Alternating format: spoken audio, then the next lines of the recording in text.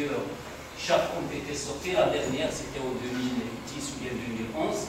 Il incite surtout les élus et décideurs de prendre en considération, c'est à leur responsabilité de gérer la grande partie des déchets qui sont produits au niveau de leur commandement.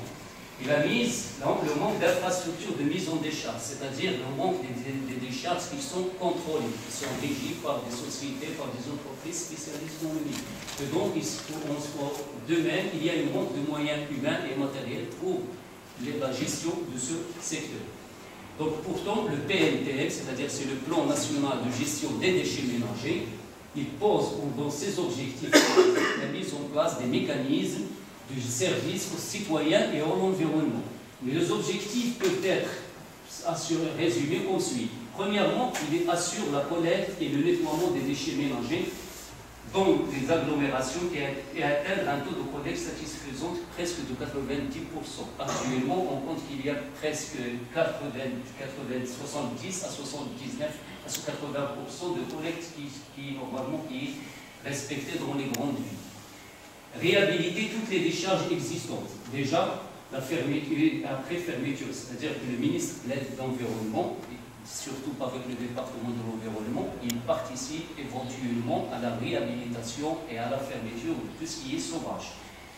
Professionnaliser ce secteur, c'est professionnaliser lorsqu'on professionnalise, c'est-à-dire c'est avoir plus de compétences qui travaillent dans ce domaine et surtout à travers une gestion déléguée.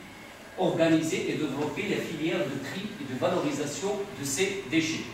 Donc ce sont les grands objectifs du plan national de gestion des déchets ménagers.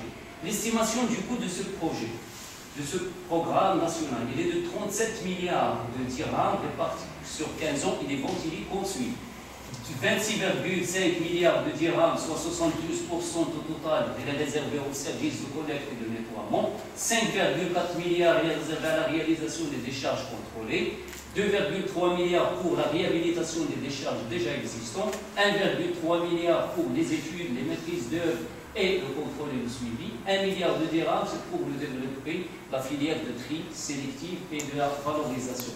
0,35 milliards de dirhams, c'est pour la communication et la sensibilisation et la formation. Le financement de ce programme, de ce grand programme qui est parmi les directives du gouvernement, et c'est fait à travers les collectivités locales, puisque ce sont eux, suivant la charte communale, c'est eux qui vont gérer, bien sûr, la gestion des déchets. Donc, il est assuré